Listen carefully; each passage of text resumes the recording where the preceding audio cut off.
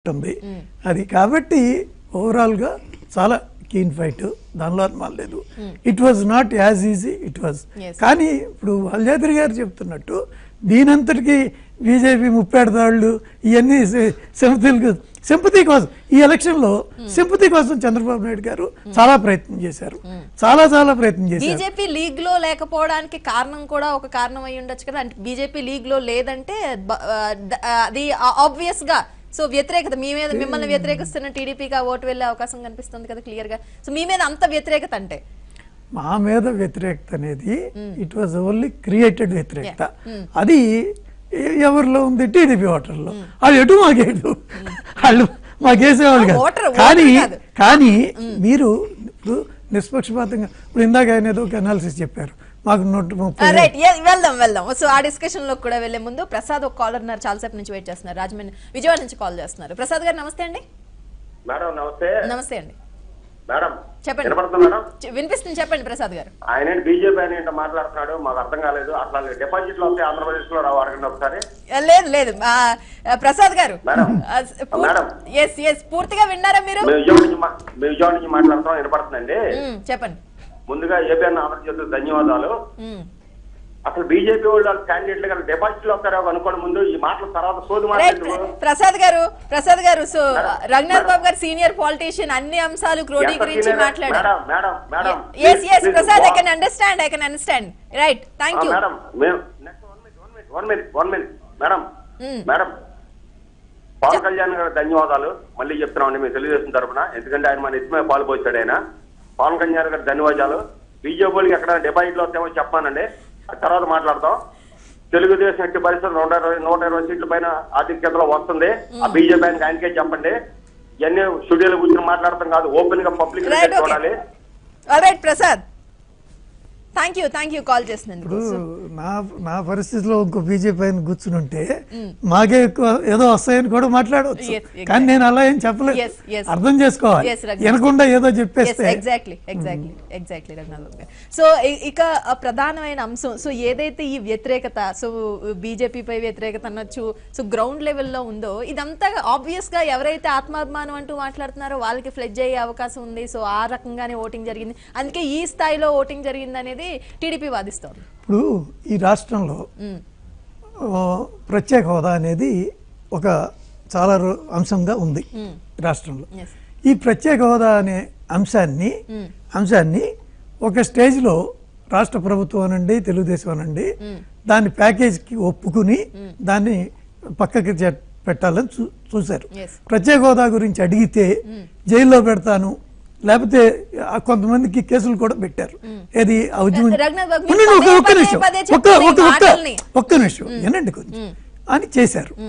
కానీ ఏ రోజైతే పవన్ కళ్యాణ్ బయటకు వెళ్ళిపోయి, ఏ రోజైతే ఈ లోకేష్ ని వాళ్ళ అవినీతి మీద ప్రశ్నించాడో వెంటనే చంద్రబాబు నాయుడు గారు లేదు ప్రత్యేక హోదాని మళ్ళీ అంశంగా తీసుకురావాలి అని చేశారు. అలాగే తీసుకొచ్చేటప్పుడు 4 ఏళ్ళు గడిచిపోయినాయి, వెనకబడిపోయారు ఒక రకంగా. కాబట్టి చాలా వేగంగా ముందుకు రావాలంటే వాళ్ళ మోడీ గారిని అక్యూజ్ చేస్తా, అలా చేస్తే గానీ ఇప్పుడు వాళ్ళేమో 4 ఏళ్ళు ఒకే బాటలో ఉన్నారు, ఈయన 4 ఏళ్ళు వెనక నుంచి వస్తున్నాడు ఏది ప్యాకేజీకి ఒప్పుకుని. సో వెనక నుంచి వచ్చేటప్పుడు వేగంగా రావాలి కాబట్టి దాని మోడీ వ్యతిరేకత ఇక్కడ కొంత ఎస్టాబ్లిష్ అయ్యింది, ప్రత్యేక హోదా ఇవ్వటం లేదు.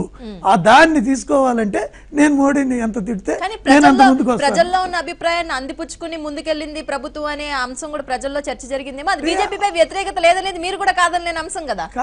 ఆ పాయింట్ ని తీసుకోవడం కోసం ఈయన వాళ్ళు పర్సనల్ గా మోడీని కేంద్ర ప్రభుత్వాన్ని టార్గెట్ చేసి నేనే ఛాలెంజర్, నేనే దీనికి ఏది ఈ ప్రత్యేక హోదాకి ఇది మొత్తానికి హక్కు పుక్కు నాయే అని తీసుకొచ్చారు. సక్సెస్ అయ్యారు. నేను అది మనం 23వ తారీఖు మాట్లాడుకున్నాం, 23 మాట్లాడుకున్నాం. నా ఉద్దేశం అయితే ఒకటి ప్రత్యేక హోదా అంశమే కదా, ఒకటమ్మా ప్రత్యేక హోదా అంశం అయితే వాళ్ళు కేంద్రంలో బీజేపీ ఓడిపోతుంది అన్నప్పుడు ప్రధాన ప్రతిపక్షమైనటువంటి కాంగ్రెస్ తో తెలంగాణలో కూడా ఎన్నికల్లో కలిసి పోటీ చేసినప్పుడు కాంగ్రెస్ నేను ఇస్తాను నా సిడబ్ల్యూసీలో రెజల్యూషన్ పెట్టిన రెజల్యూషన్ ఒక్కటి కూడా మేము అమలు చేయకుండా లేవు అని అంత ఘంటాపథంగా చెబుతున్నప్పుడు ఏ ఒక్క పార్టీ కాంగ్రెస్తో ఎందుకు పెట్టుకోలేదు అంటే నమ్మటం లేదు. ప్రత్యేక హోదా అంశం కాదన్నా అనన్నా అనుకుంటుండాలా, లేకపోతే కాంగ్రెస్ ఇస్తుందన్నా ఇవ్వదనన్నా అనుకుంటుండాలా, లేకపోతే మరి ఇస్తానన్న కాంగ్రెస్తో ప్రధాన ప్రతిపక్షమైన కాంగ్రెస్తో ఏదర్ తెలుగుదేశం ఆర్ వైసీపీ ఎందుకు పొత్తు పెట్టుకోలేదు అంటే అది ఇక్కడ రాజకీయ అంశమే కానీ వాస్తవం కాదు అనేది నా ఉద్దేశం. సో కానీ ఏ విధంగా రాజకీయ అంశం కాదంటారు? సో మరి రాజకీయ అంశం అయితే తెలుగుదేశం ఎందుకు పెట్టుకోదు? ఇస్తానందుగా వాళ్ళు ఇస్తామని చెప్తున్నారు, రిజర్వేషన్ పెట్టారు, ఎందుకు పెట్టుకోదు? పైకి తెలంగాణలో పెట్టుకున్నారుగా, ఇక్కడ పెట్టుకోవడానికి ఏమైంది? ఓకే, మాల్యాద్రి గారు.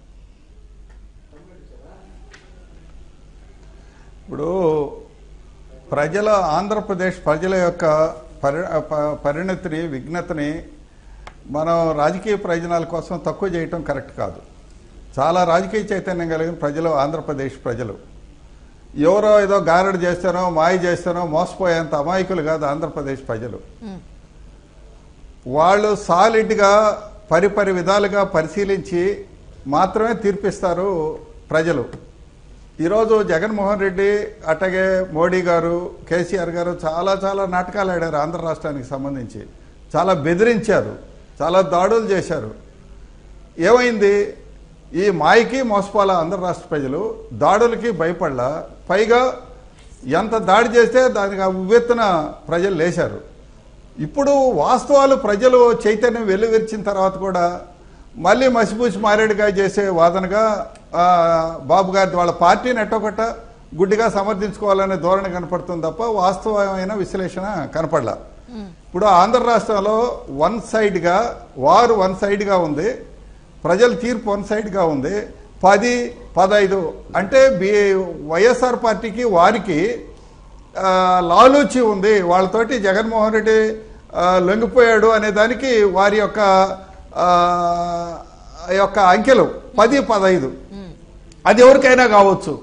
అంటే జగన్మోహన్ రెడ్డి బీజేపీ వాళ్ళు కలిసిపోయారు, వాళ్ళకు లొంగిపోయాడు జగన్మోహన్ రెడ్డి అనే దానికి ఇంతకన్నా ఇంకేం రుజువు కావాలా? ప్రజలు గమనించారు ఈ నాటకాన్ని, ఈ కుట్రను ప్రజలు గమనించారు, ఈ దుర్మార్గాన్ని ప్రజలు గమనించారు. అందుకనే పెద్ద ఎత్తున ఎప్పుడూ లేనంతగా ఈరోజు పక్కనుండే రాష్ట్రంలో మనంత టర్నోవర్ రాలా.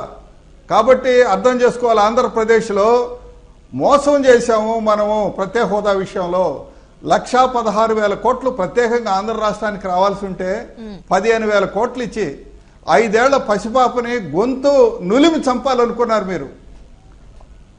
5 ఏళ్ల పసిపాపైన నవ్యాంధ్రని గొంతు పిసికి చంపాలనుకున్నారు మీ రాజకీయ ప్రయోజనానికి.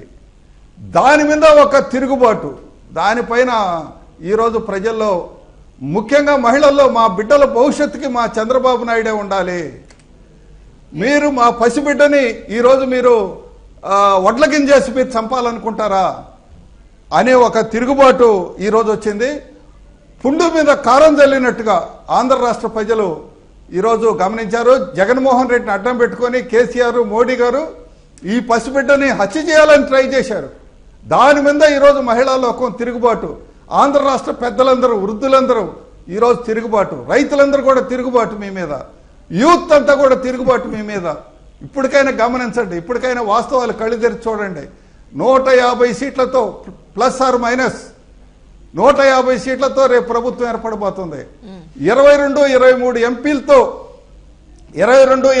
ఎంపీలతో ఈరోజు ఆంధ్రలో పార్లమెంట్ మళ్ళీ నిలేసి ప్రత్యేక హోదాను తెచ్చుకోబోతున్నారు. విభజన చట్టంలో ఉండే హామీలు సాధించుకోబోతున్నారు. హైదరాబాద్లో ఉండే ఉమ్మడి ఆస్తులన్నిటి కూడా 1,00,000 కోట్లు ఉమ్మడి ఆస్తుల ద్వారా మనకు రావాలా, ఆ 1,00,000 కోట్లు సాధించుకోబోతున్నారు. మోడీని ఇంటికి పంపిస్తున్నారు. మోడీ వ్యతిరేకంగా తెలుగుదేశం కీలక పాత్ర వహించే ప్రభుత్వం ఈరోజు ఢిల్లీలో రాబోతుంది.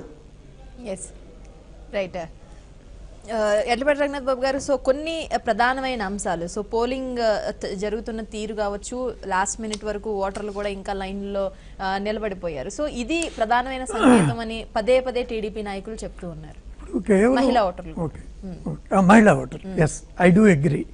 ఒకవేళ గనక మహిళా బూతుల్లో సపోజ్ 85% వచ్చి పురుషుల బూతుల్లో 75% వచ్చింది అనుకుందాం, అంటే సబ్స్టాన్షియల్ తేడా వస్తే మీరు చెప్పిన దానికి కొంత ఎక్కువ సాక్టిటీ ఉంటుంది. అది ఇది పోలింగ్ అయినాక రేపు డిస్కషన్లో మాట్లాడుకుంటే కరెక్ట్. ఇవాళకి ఈ టైంకి మనకి ఫస్ట్ అసలు 80 అనేది 85 తేలదు. ఇంకా ఇది దానిలో మళ్ళీ మహిళలు ఎంత పర్సెంట్ వేశారు, వీళ్ళు ఎంత వేశారు అనేది తేలదు. ఊరికే మనకి క్యూలో మహిళలకి ఆ పనులు చూసుకుని తీరిగ్గా మధ్యాహ్నం పూట రావచ్చు, మగాళ్ళు పొద్దున్నే వేసుకుని పోయి ఉండొచ్చు. కాబట్టి కేవలం దాన్ని బట్టే చెప్పలేం. ఇది కనుక చెప్తే దానిపై మహిళల ఇంట్రెస్ట్ అనేది చెప్పచ్చు. వాళ్ళ సాయంకాలం క్యూలు చూపించి దాన్ని బట్టే అనలేవు. కాబట్టి అయినా మహిళలు వేసినంత మాత్రాన ఓకే, నేను కూడా కొంత అయితే పురుషుల బూతుల్లో ఇద్దరి మధ్య వచ్చే ఓట్లకి, మహిళల బూతుల్లో ఇద్దరి మధ్య వచ్చే ఓట్లకి తెలుగుదేశంకి అడ్వాంటేజ్ ఉంటుంది అని వ్యక్తిగతంగా నేను అనుకుంటున్నా. కాబట్టి మీరు రాత్రికి ఏదో టైంకి వస్తాయి వివరాలు, మహిళల బూతుల్లో ఎంత పర్సెంట్ అయినాయి, పురుషుల బూతుల్లో ఎంత పర్సెంట్ అయినాయి, అవన్నీ కూడా క్రోడీకరించినాక రేపు దీని గురించి ఉంటే చర్చ ఉంటే మాట్లాడుకోవచ్చు. కాబట్టి అది ఒక్కటే ఇవాళ పెద్ద అంశం కాదు. ఇకపోతే ఇందాక మన అది మల్లాద్రి గారు ఏదో చెప్తున్నారు, టీడీపీ మేము మాకేదో ఆంధ్ర నుంచి 10 సీట్లు ఎవరికి వచ్చినా మాకు వస్తారేమో అని మేము అది గుంటుగాడి నక్కల్లాగా వెయిట్ చేస్తున్నాం అన్నట్లు ఆ మాట అనలేదు ఆయన. నేనంటున్నా దాని కొద్దిగా మసాలా పెట్టడానికి నేనంటున్నా, ఆయన జెంట్లుమెన్, నేనేం కాదంట. కానీ మాకు వీళ్ళిద్దరు అవసరం లేకుండా సంపూర్ణమైన మెజార్టీ కేంద్రంలో వస్తుంది. కానీ హిస్టరీ చూసుకుంటే ఆ రోజున 98లో మాకు మీరు ఇందాక చెప్పిన ఒక లెక్క ప్రకారం ఇద్దరు ఒకటే పార్టీకి సపోర్ట్ చేయరు కాబట్టి ఆల్రెడీ టీడీపీ కొంత కాంగ్రెస్ ని సపోర్ట్ చేసే అవకాశం ఉంది కాబట్టి ఆ లెక్కలు వేసుకున్నా మీకు స్టేక్ లేకపోవడం అనే అంశం ఆ ఎఫెక్ట్ వైసీపీకి పడుతుంది తప్పకుండా. మీరు కూడా ఎలాగో ఎదురు చూస్తున్నారనే అంశానికి సంబంధించి ఈ 10-15 సీట్లు మీరు అన్నట్టుగా 10-15 కాకపోయినా ఏ సీట్ల కోసం ఎదురు చూస్తున్నారనే ఒక క్లారిటీ అయితే ఎన్నికలకు ముందే ప్రజలకు వచ్చేసింది. ఇది ప్రధానమైన అంశం. మాకు అసలు వీళ్ళిద్దరు అవసరం లేకుండా, కేసీఆర్ అవసరం లేకుండా, నేను ఇందాక మీకు ఒక అనాలిసిస్ చెప్పాను. తెలంగాణలో భవిష్యత్తు కేసీఆర్ కి మాకే. ఆంధ్ర ఒకవేళ మరి టీడీపీ చెబుతుంది కదా, చంద్రబాబు చెబుతున్నాడు కదా జగన్ కేసీఆర్ ఒకటే అని, ఆ కేసీఆర్ కూడా పరోక్షంగా చెబుతున్నాడుగా, కేసీఆర్ చెబుతున్నాడు నేనేది నా ఫేవరెటిజం జగనే అని. కాబట్టి మాకు తెలంగాణలో కేసీఆర్ తో ఫైట్ అయినప్పుడు ఆంధ్రాలో ఆయన ఫేవరెట్ అయిన జగన్ తో ఆటోమేటిక్ ఫైట్ అవుతుంది, వాళ్ళిద్దరూ ఒకటే. కాబట్టి మాకు ఇక్కడ ఫైట్ అనేది inevitable, that is clear, crystal clear. ఇక్కడ మాకు ఫైట్ ఉన్నప్పుడు అక్కడ ఫైట్ ఉంటుంది. కాకపోతే తెలుగుదేశం ఏం చేస్తుంది అనేది 98లో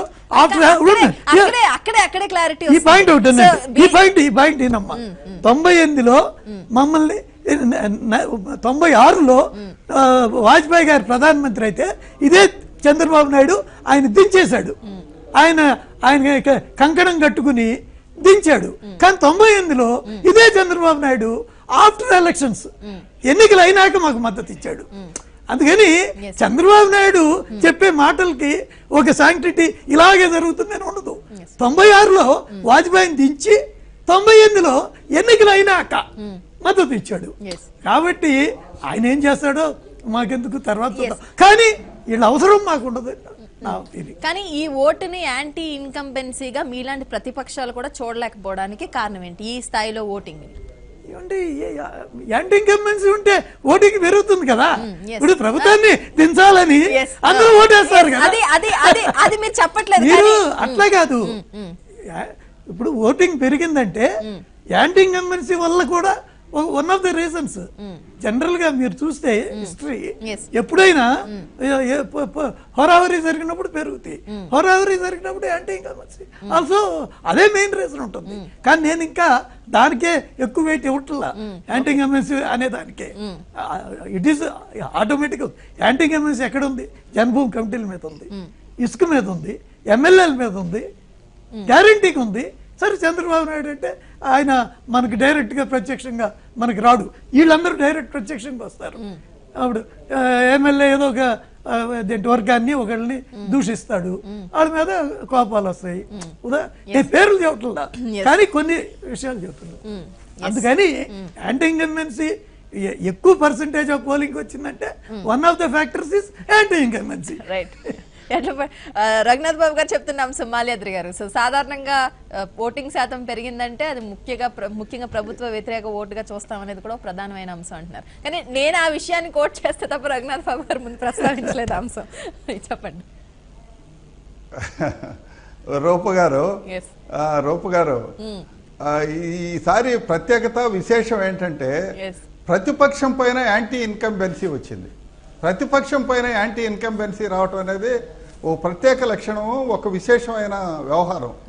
ఎందువల్ల జగన్మోహన్ రెడ్డి గారి యొక్క హత్యా రాజకీయాలు, వారసత్వం, అందులో చిన్నాన్న హత్యను కూడా గుండుపోటుగా చిత్రీకరించారు. వీళ్ళు వస్తే ఇక్కడ రక్షణ ఉండదు, అరాచకం వస్తుంది అని ఆయన మీద వ్యతిరేకత.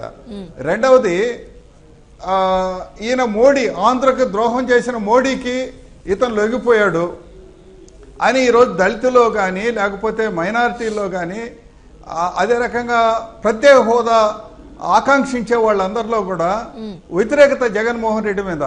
అట్లాగే కేసీఆర్ ఆంధ్ర రాష్ట్రానికి రావాల్సిన 1,00,000 కోట్లు ఎగ్గొడతా ఉంటే ఆ కేసీఆర్ని పొగుడుకుంటా కూర్చుంటా ఆ లోటస్ పాండ్లో చేరి ఆయన మీద విశ్వాసం, తెలుగు ప్రజల మీద, తెలుగు అధికారుల మీద విశ్వాసం లేదు. ఈ రకంగా ఈ జగన్మోహన్ రెడ్డి మీద ఒక యాంటీ ఇన్కంబెన్సీ, ఆయనతో అంటగాగి కేసీఆర్ అండ్ బీజేపీ వాళ్ళు పుట్ట మునిగిపోయారు. సో యాంటీ ఇన్కంబెన్సీ ప్రతిపక్షం మీద ఉంది, ప్రభుత్వం మీద పాజిటివ్ ఓటు ఉంది. ఈరోజు ఇందులో ముఖ్యంగా నేను ఇంకొక విషయం దాకా నేను చెప్పాల్సింది ముందే, ఆంధ్ర రాష్ట్రంలో ఉండే మీడియా మొత్తం వాళ్ళు వీళ్ళని కాకుండా దాదాపు ఒక అవినీతి సాక్షి మీడియా తప్ప కొరవ మీడియా మొత్తం ఆంధ్ర రాష్ట్రాన్ని కాపాడుకోవాలని, ఈ ప్రజలకి అండగా నిలబడాలా, ఒక మంచి దక్షత కలిగిన నాయకుడు చంద్రబాబు నాయుడుకి అండగా నిలబడాలని, ముఖ్యంగా ఈ రాష్ట్రాన్ని కాపాడుకోవాలని మీడియా కూడా చాలా ప్రముఖమైన రోల్ ప్లే చేసింది.